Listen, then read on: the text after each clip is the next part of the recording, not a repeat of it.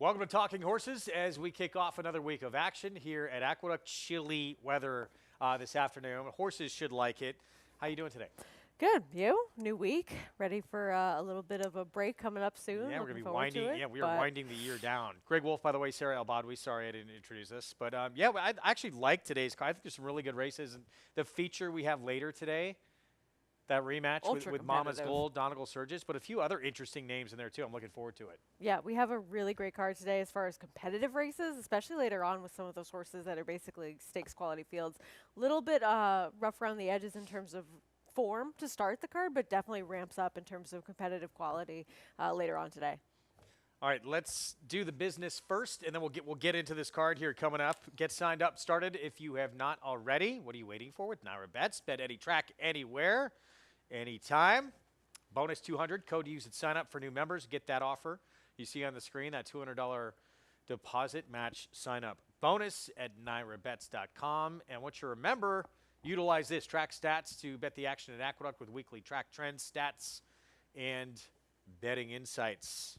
Make use of it. All right, how you feel? You ready? I'm ready to go. All right, let's jump into it. We start with one of the races you were alluding to. Yeah, 30 maiden claiming 6 furlong sprint that's going to kick off this card here.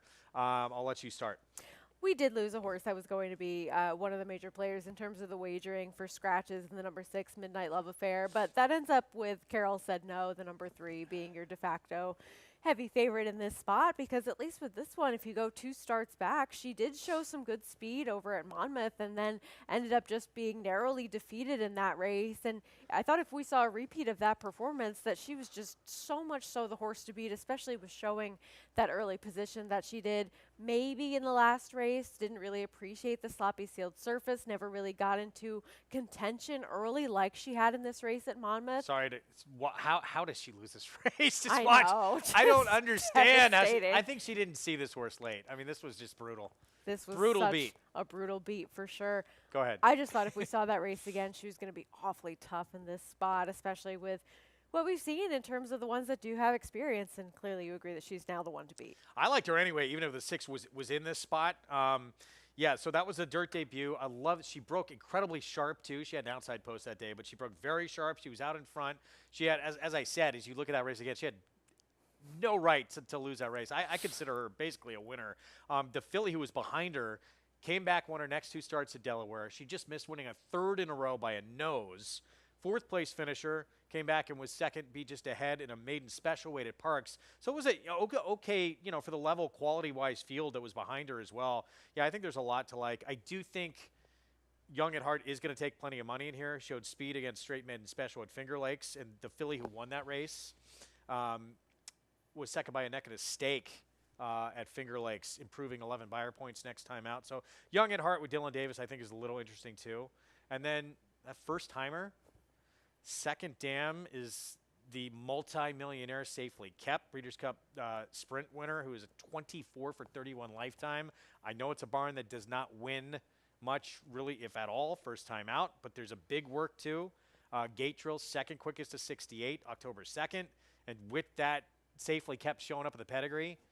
Just, it's interesting. I know in for Maiden 30 probably tells you a little more to the story, but I can't not be interested with what we see there. Well, I don't think it's something that we can ignore, especially with how this field has shaped up with who's playing and the competition with what we've seen from the experienced ones on the racetrack. I think that this is one of those races where it's not necessarily about connections or stats with winning first time out. It's sort of just who they're facing on the day, and somebody ultimately has to win this race. But what we've seen from the horses with experience, at least some of them have shown some speed and do have some competitive races. But I agree, of the first time starters, that did seem like the one that had a little bit more of my attention than the other towards the outside.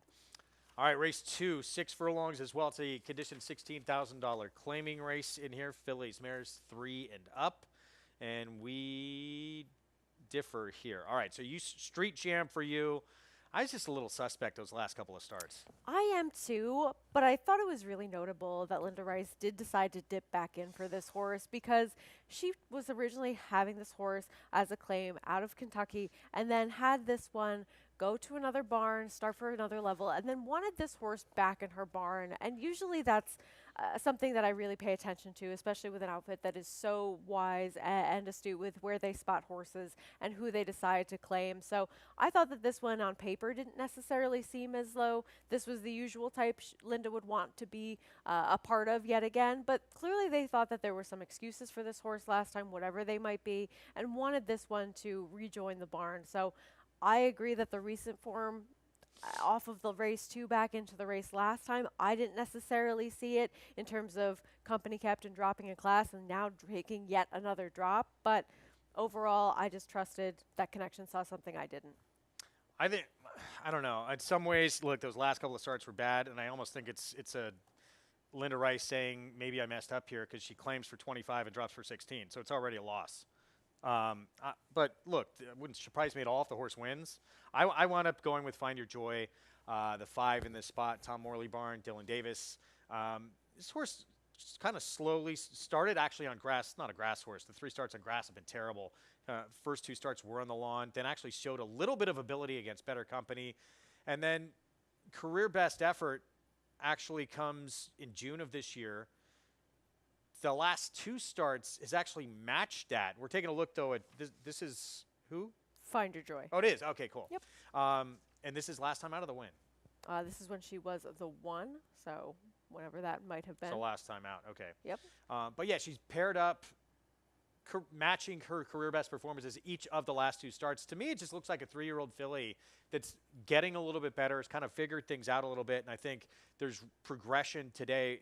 Fact that she's put together those 2 big figures, matching her career best, her last 2 starts. I think she does take a forward move this afternoon, and no one really scares me. I think Irish Jackson is interesting just because of the company kept, but didn't show a ton last start. Yeah, I think maybe you use the excuse of the layoff last time, but when you look at this horse and her successful performances or when she's really run big, I think that there have been times where she's been aided by the racetrack when she's been a little bit more successful against some tougher company.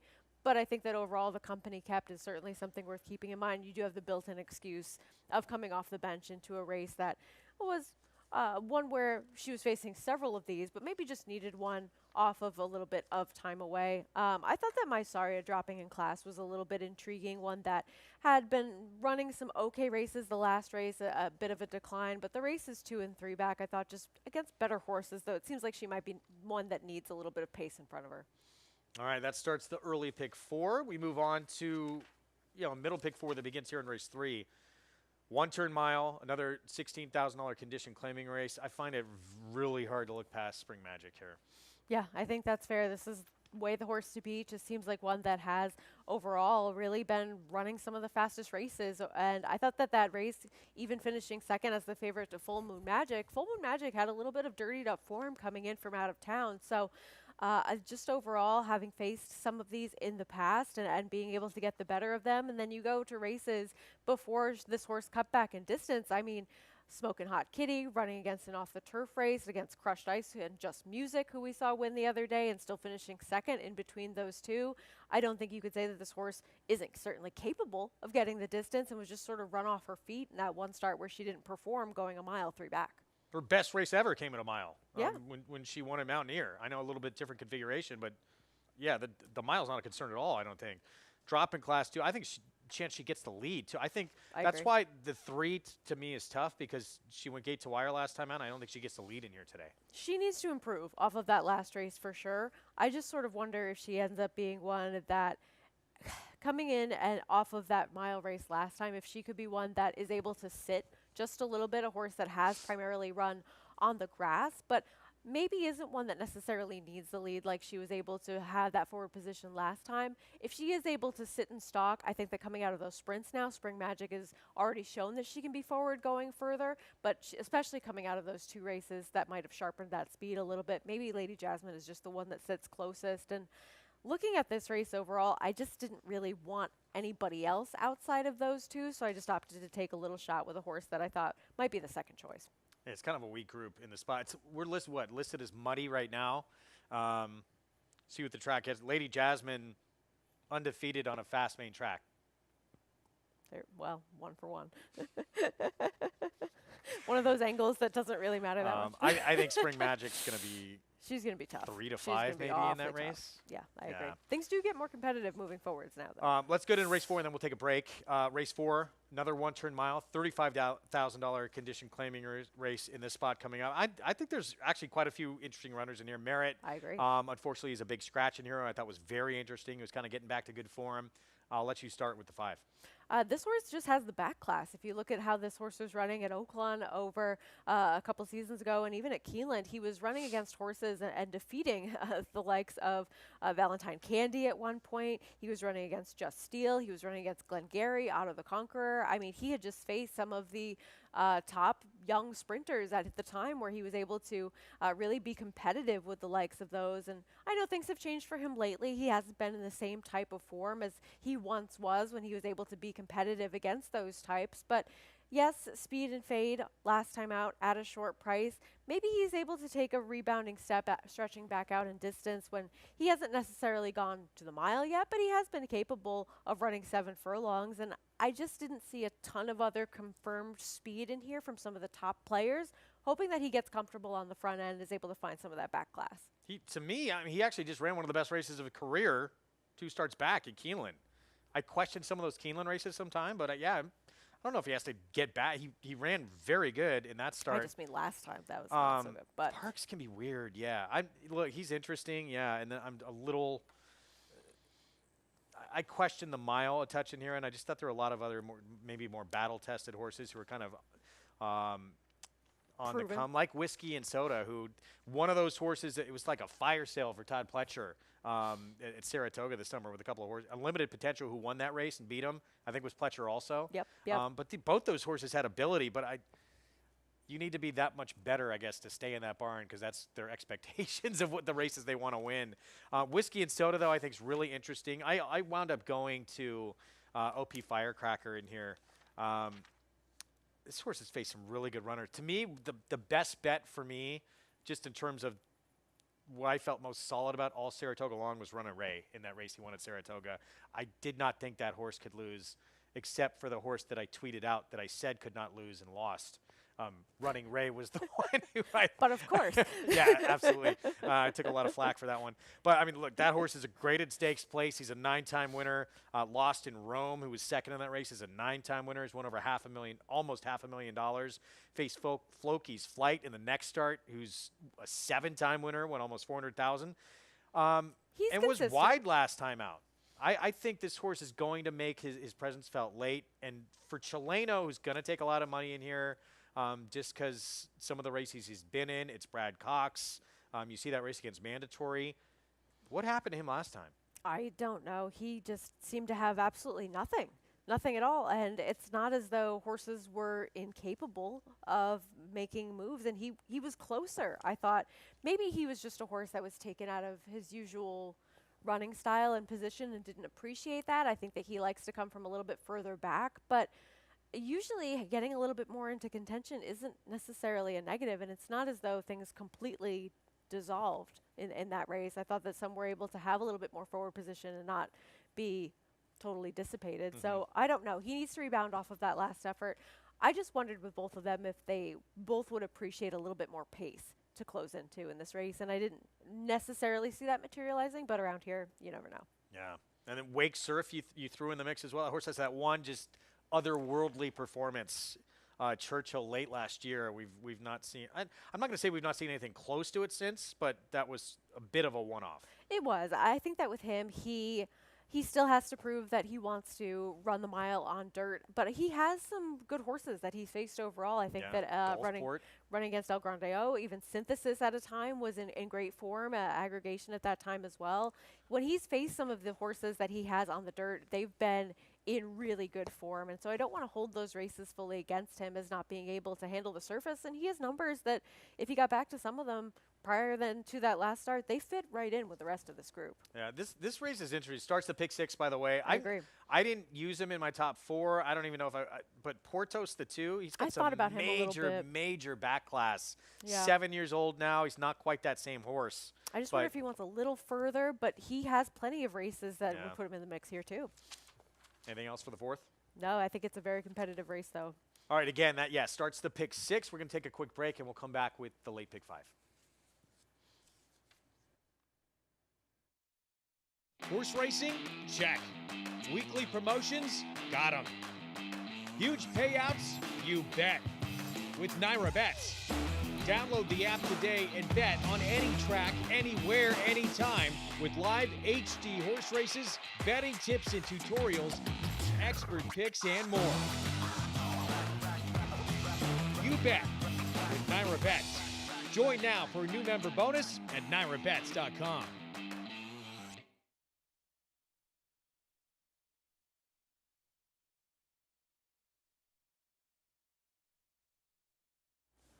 Back with you on Talking Horses. We jump into the late pick 5 here. Begins in this 5th race, 6.5 furlongs, allowance optional claiming field. And yeah, as Sarah said, card gets a lot more contentious here coming up. Starting in this race, I thought this race was very difficult. I guess you sort of have to start with Tricky Temper and her backlash. She's been in the prior S against Brightwork. She comes out of the Iroquois.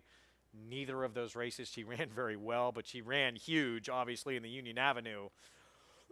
Excuse me, 3 starts back, but I guess we're jumping to she's a little edgy right now. No, we're showing Tricky Temper in the Union Avenue, and I thought that this was this was her best performance on the page overall. And I liked in this race that she sat more of a stalking mid-pack trip. Oh, you gave picks for or races for this? I think so. Oh, I did too. I think we both did. Okay. Yeah, but she's a little edgy. We both put so. Okay, go ahead. Sorry. No, I mean, she's the one to beat based off of that race. But the question is, if she's taken a little bit of a step backward off the last 2 races. Clearly, you could forgive the prior S, but last time she was pretty disappointing at a short price. And I know we did see Kara's time run back and run okay in her next start, but overall, I liked that she projected to get a similar trip that she did into her big win in the Union Avenue, because I don't know about you, but I thought there was a lot of pace signed on for this race. And are you concerned with that? Not for her. Oh yeah, but yeah. just I mean, in she wants to be. I'm just concerned with that last start. Just it was not good. A no-show effort. But back class, I want to putting her on top. I mean, she has that race that destroys this field. She does. Yeah, absolutely. Just a few starts ago. And we'll see if the real Tricky Temper shows up. That's one of the big questions of this race. What'd you like with Proudfoot? I like her coming back off a little bit of a freshening, and I think that we haven't necessarily seen the Rick Dutrow factor be quite as hot and in your face over the last week as we have over the past maybe month or so, but he's still running well with several of his horses and has a very live shot in here with this one coming back. I like that she was one that was a little bit more aggressive in some of her starts where she was successful for this barn, but she wasn't still a horse that needed to be on the lead to be able to get herself to the winner's circle. She has a lot of tactical ability, and in this race here where she runs second to Everyone Loves Linda, I just thought that she was another one that was going to sit the right kind of trip in this race and be able to get a nice stalking position. Plus, when she's come back, she's run well fresh in the past, and I just think that she's the one from this barn that I trusted a little bit more than Fancy Azteca, who might have some company on the front end. Okay, I didn't realize you gave race. We don't need to show she's a little edgy for this one since Sarah's we already showed. Just back to the 8 and why I picked this horse. Look, you have the speed of the rail with Frau Diablo. You have Fancy Azteca, who's a little fresh and is very quick as well. And I thought, Tricky Temper, if she's going to get back to the semblance of who she was, outside post, perfectly spotted, and could sit just off those 2, I think are going to really battle up front, could get a perfect trip. Yeah, I completely agree. This race sets up for her very well. And then I just went to other horses that I thought would benefit from the pace really heating up in here with I'm Buzzy, who is one that can be a little bit more tactical, but generally does her best running from off the pace, and even Everyone Loves Linda as well. And she's a little edgy, just ran probably her career best performance last time out, but she did it forward. And there's these other speeds we already talked about in here, so how problematic is that for her? I think that she's one that needs the lead more so than some of the others in this spot. I think that she's shown in the past more so than others that when she is challenged or has to face a little bit more pace pressure, she just doesn't have the same kind of race to offer. And so I worried about her getting a similar type of trip as she did last time when she was able to run that huge 83 Beyer speed figure. There are other horses in here that I would be very surprised if they didn't go with Frau Diablo from the rail, like you said, Fancy Azteca being one of them. And there are others that have a little bit more tactical ability if that pace isn't materializing as it seems with at least 3 of them. And when I do see at least 3 horses that like to be forward or on the lead, then I have a little bit more confidence that we might actually see some pace. Yeah, look, and if Tricky Temper does not show up, sets up for a horse at a price maybe to come from off it. And that's why I thought Willow Bend maybe was one who was interesting to think about as well. Race 6, pick 4. Excuse me, big scratch.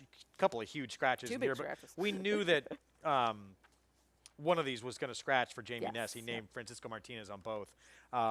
So Melt With You, the 1 stays in the race. Aerospeed, the 1A comes out. Paddington seems to never run anymore. Scratches every single time. It seems like we see this horse who had shown some massive ability when Linda Rice claimed the horse, but hopefully we see him back at some point. Prove Worthy. What'd you like about this one? He is one that needs some pace ahead of him, but I think that he's coming out of a really live race in the last time that he ran. It's a lot of pace. He needs a lot of pace, yes. But it does seem as though there are horses that want to be forward in this race. Steady Progress has suddenly come back with some speed. Midnight Worker projects to be forward. I think Indian Quest stretching out, Blinkers coming off. He could be a factor in terms of having some forward position. And so I just thought that he was the horse coming out of a live race where he's had some proven consistency when he's able to get the right setup. I didn't originally pick him on top, but I thought that looking at this race after the scratches, that he was coming out of a race where Smile Mon won, a horse that's in very good form right now. We saw Principe de Oro come back and do well and win. He is one that at least has that consistency proven, and he is likelier than others to get the kind of race setup that he likes. And I just didn't trust Ice Road as much as him as far as recent form. I thought both halves of the entry were the top 2 to actually beat in the field. Pedigree-wise, I preferred Aerospeed a little bit in here, going a mile and an eighth, but we don't know the reason the horse is coming out. But maybe it's just, hopefully Jamie Ness picked the right one, if that's what the case was here, having named Martinez on both. This horse just has races that are so much faster than anybody in this field, but the mile and an eighth is a question mark. It's a question for many, but it's certainly a question for this horse, who the only time that he tried a mile and an eighth, look, it was a straight maiden race at Oaklawn. It was back in March and was complete non-factor in that race. Obviously, he's become a different horse since that time, but comes in, I think, with the sharpest form of anybody in this field, and it's not even close. So if he can get the distance, I think this race is absolutely over. Yeah, no, I think that's right. But it's a question mark. It's these two, and then I just had a really hard time making a strong case for anyone else if these two show up with their last race or the race before that, because I just didn't trust the others to either get the distance or get the right kind of setup that they might prefer. I thought 9 was a little interesting just because this Stretching horse back showed ability on the dirt the first couple of starts for actually a couple of different barns, and actually broke his maiden going a mile, and then maybe did not cut back to sprinting last start, adding blinkers. It just was the wrong move. The start before that, sort of at least in the ballpark of a lot of these, and with a little forward move. And look, a lightly raced 3-year-old, very lightly raced in terms of dirt races for his 3-year-old, kind of on the improve, I think, too, off the bench. And what I like with him is that they put the blinkers on, but then they take them off right away because clearly it didn't work out. Yeah. So I think maybe there's a line to be drawn through that last race with the cutback in distance and the change of equipment, because they're immediately returning to what he's shown that he can be more competitive at. Should like a mile and an eighth, too. Race 7, 7 furlongs, New York Breds, allowance optional claiming race in this spot. And I guess let's start with Spiteful Lily, who you have second. I picked on top. That first start, is that reality, or was that just To be determined, I think. ran too good? It was a muddy, sealed track back in January. 95 by her first time out. Has not come close to that since. But it's had a lot of stops and starts. No, has not come close to that first race where she absolutely ran huge and won by 14.5 lengths. And she did have some success outside of that race, but I think that last race, first time on a fast track, she did have some trouble at the break in that race, but that was extremely disappointing relative to what we'd seen from her prior to. And I think she still has to prove that she is able to run effectively or as effectively on a track that isn't sealed and has less moisture in it than the ones that she has been able to run some of those higher numbers over. And even if she runs back the 74 or the 75 buyer, I don't think that necessarily puts her ahead of what we've seen from some of the others in this field either. So I think that with her at a shorter price, you might be trusting that she can somehow return to that first race or show that she can handle a track that's not sealed. I don't want to say fast because we might not be there by this time, but that's the state of how things are right now. And I also wonder if she's as good at the 7 furlongs or if she wants a little bit shorter too. Yeah, But I mean, she should be she forward. was pretty good at 7 furlongs when she won at Saratoga. I don't know. I give her an excuse too for that last start a little bit because of what went wrong at the beginning. She was a little bit wide in that race, but look, she's got major questions to answer. No question. It's been a problem. I forgive her a little bit too because it's been hard to keep her on the racetrack. But I don't think that debut was as good as it was written on paper. Sure. But she still has some talent. But she's probably the filly I'm most intrigued about seeing today, what she does. But yeah, Miss Lau, Maggie's Palace, 2 horses that I think are definitely going to be running late in the spot that are very interesting. But talk about Cara Para.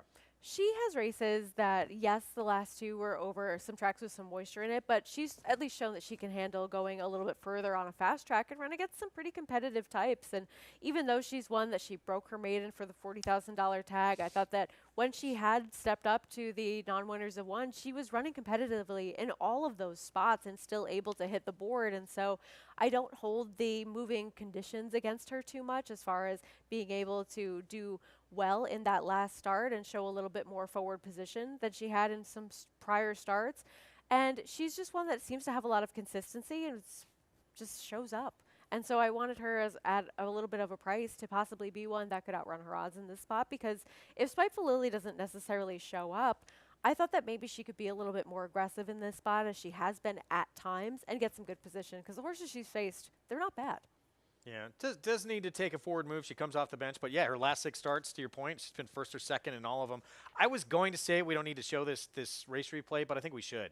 2 of the horses scratched out of it, but Harlan's Bond stays in the race. This was back on November 21st.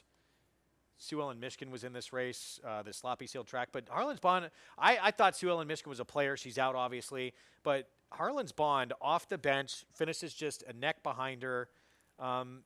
Coming from off the pace on this wet track. So I actually took a bit of a forward move here, and if she could take a step forward off this performance, second off the layoff, she's not going to be 15-1 with all the scratches, but why not her? No, she has some races. She has that one big 73 buyer where she finished second over a muddy sealed surface, and then she had that race where she ran very well last time at a price. I don't think she's going to be a price like you do again, but looking at the company she's kept, it's been relative to what she's going to be facing today, and I think that she's not going to be a price. I don't think she's going to be a price. No, I'm saying that I don't think she's going to be either. But Sue Ellen Michigan coming out of this race, I think that also helps Spiteful Lily and sort of decreases the horses that are likely to be forward in this spot. But Harlan's Bond, she has the occasional race that absolutely puts her in the mix. And look, scratches out, whatever. I was looking forward to seeing Truempus today.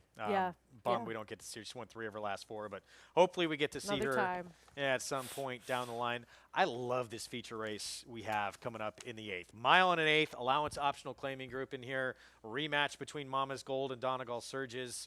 Mama's Gold was just freakishly good last time out in this Empire Classic and was able to do it on the front end. She had another big race where he was second to Donegal Surge's 3 back, so turns the tables on that horse.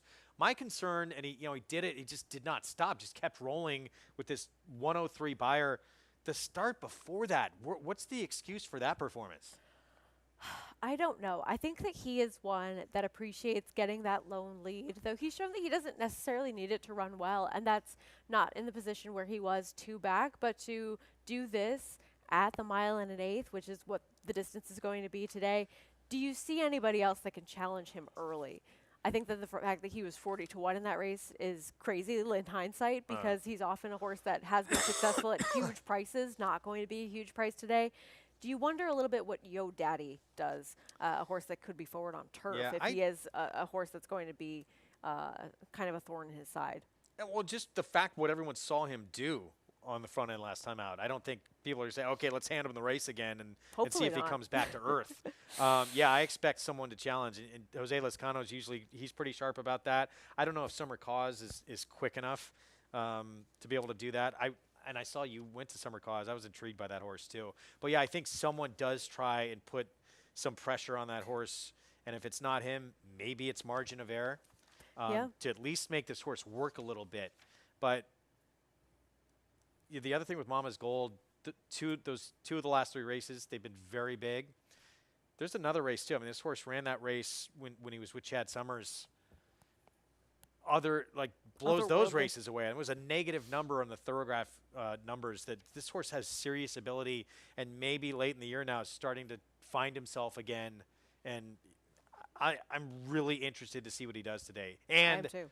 and if he doesn't get the lead, can he do it without the lead? We'll find out. Right. I think that's sort of something where we haven't seen some of his bigger performances, like the 103s and some of the top races that we've seen from him when he hasn't been able to secure that lead. So I'm curious to see how this race plays out from a dynamic standpoint. I think it'll be really interesting to see that first quarter of where everyone's positioned themselves. But I thought that if he wasn't the one to get the comfortable lead that he wanted, that ultimately this race would set up well for Donegal Surges, but he's going to be a short price and he is pace dependent as far as what we've seen from him lately. But I am excited to see these two rematch. I just wanted a horse that was a new face that needs to take a step forward, but has shown in the past that he is able to sit off the pace and still win and be successful. And he's going to need to run a race that's much faster than that to be competitive with some of the top types in this spot.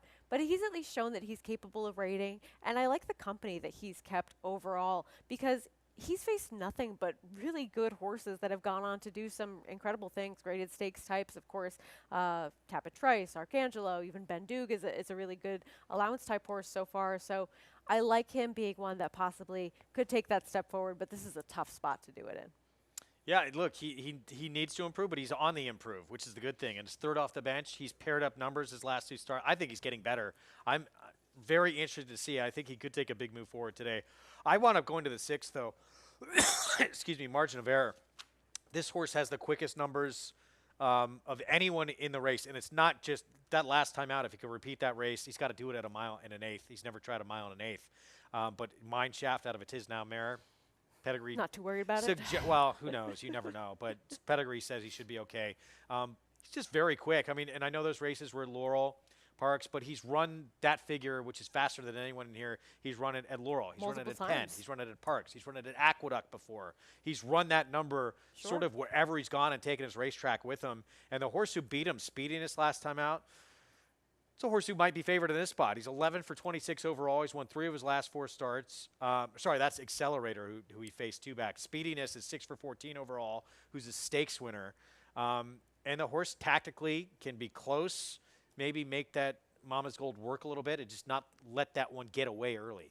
Yeah, I'm very curious to see what this horse does here, because I think that this one has been able to bring his show on the road so much so to all different types of circuits. And he's not just this out-of-towner that might look like he's a little bit overmatched. This is a tough field for him to come into, but he's not without a chance at all, and especially if he does end up being one that has some forward position in here. And he's shown that he can stalk versus others and still be just as effective.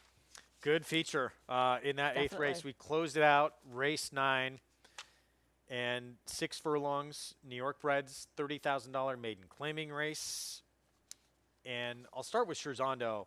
We're going to show his race back in January 6th of this year. Way, way back. And the last 3 starts, look, he's been on the grass. Before his last dirt start was actually a sloppy steel track. This time, this is the last time he was on a fast track, and it was against State Bred Maiden Special. Messi, the Magician, ran this race. 3 starts later, he was actually 3rd in an open A other than. The 2nd place finisher in here broke his main 2 starts later, then was 2nd against the New York Bred A other than race. He has the fastest races of anyone in this field by a mile. He could regress dirt-wise, and I feel like still beat this group. And the fact that, look, I know he's a 6-year-old, he's over 27. All of his races on the dirt have been against better company. They have. And he just ran a figure on the grass that matches his fastest turf figure ever, where he's been, somewhat capable on the turf as well. So to me, he's still in maybe, as sharp or the sharpest form he's ever been in, and he's getting back to a surface where it's not even close. He's so much quicker than anyone in this group and taking a massive drop in class. He's a massive standout to me. He is, if you isolate those dirt races versus the rest of this field, but I just can't take a horse who has had so many opportunities, has run a plethora of faster races on the turf, I think, overall, than some of his dirt races, where if you go from, let's say, January of 2022 on forwards, his turf races overall have just been a little bit quicker and a little bit more formful than Yeah, but his dirt races are 6 lengths faster than everyone else in here. I understand what you're saying completely. I know that there are races that have been against better company. I just can't take a horse who's had so many opportunities, and they take this long to drop him in for a tag. They dropped him in for a tag on the turf. He still had, I think, plenty of opportunity to get the win in those spots and still didn't do so. If he wins, he's going to beat me in this spot, but I completely understand the logic of just he's run races that are faster on this surface than what we've seen so far from others. I just can't take a horse who's had so many chances. So would you like with all of a sudden Lee? I just thought that he was one of the ones that was lightly raced and took a big step forward getting onto the dirt for the first time. It could have been a situation where he appreciated the off-going a little bit more as he was dropping in class, but he did run a 51 Beyer speed figure in that race, which is faster than some of the dirt races that we have seen in the past from others in this spot. I like that he showed speed in here, that they were aggressive with him, and he ends up just losing by a little bit to Big Rich, and he is one that I think has had less chances to show that he can't run at all. I thought that I wanted a horse who was likely to be forward in this spot, who just has shown that he's able to have that speed on this surface. And while it is this blanket finish, Big Rich is coming from out of the clouds. He's the one that really did all the dirty work. Okay. Yeah, player for sure. Second, I want to take second the gold runner-up in here for second. This horse is quick, too. Blinkers finally coming off of the first start in his career, and I would think with that equipment change, that's why we've seen those 2 bullet drills each of the last 2 starts.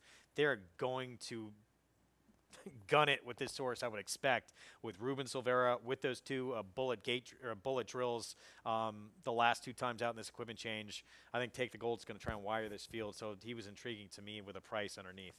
Yeah, and then I think another horse that I would want to throw somewhere in the mix, Tom's Chicken Fingers, just had no chance at the start in that last race. I think really had a difficult time of it early on. I want to see him with a fair start, what he can do. It might not be enough or much of anything, but overall I think that he was inhibited significantly in his last start. Good luck today. You as well. Everyone out there playing, good luck today. I thought interesting card here coming up. About, 51 minutes to post. We'll keep our eyes on that racetrack, too, listed as muddy to start the afternoon. We'll see if it dries out throughout the afternoon. I would hope so with the... Windy. It's windy, but the sun's out, right? I think so. We're stuck inside. It was we don't when know I what's walked to going work. Hopefully it stays that way. Let's tell you how to play all the action again today. Get signed up, started with Naira Bets. Go to nairabets.com. That offer, bonus $200 to get that $200 deposit match sign-up bonus. Bet any track, anywhere, anytime, including the Pick 6, late Pick 5 today, everything else we offer. Good luck, and once you're signed up, again, use the power of the platform. Track stats, bet smarter, win bigger. Bet the action with weekly track trends, stats, and betting insights. Again, you can utilize that at nairabets.com once you're a member. Good luck today. Opener about 50 minutes away. Enjoy. Horse racing? Check. Weekly promotions? Got 'em. Huge payouts? You bet. With Naira Bets. Download the app today and bet on any track, anywhere, anytime with live HD horse races, betting tips and tutorials, expert picks, and more. You bet with Naira Bets. Join now for a new member bonus at nairabets.com.